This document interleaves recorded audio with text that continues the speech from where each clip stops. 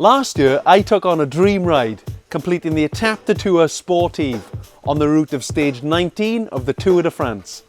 This year, I'll take on more riding challenges, but on a dream bike, a bike built entirely from parts available from the Chain Reaction Cycles website.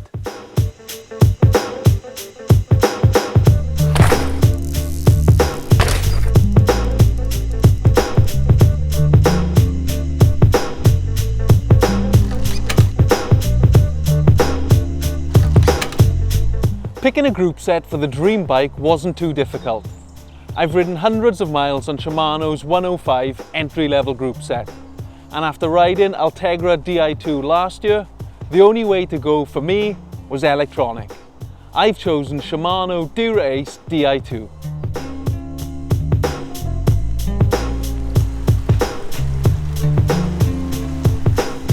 So is it worth the money?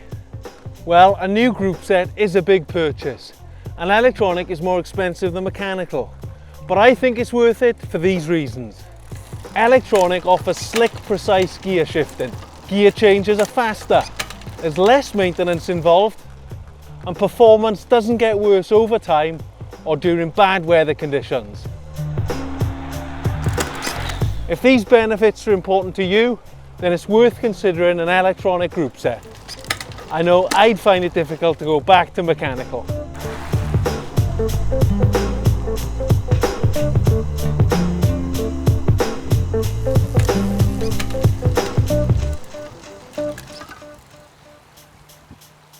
Whenever I try to fix anything on my own bike, I seem to make it worse.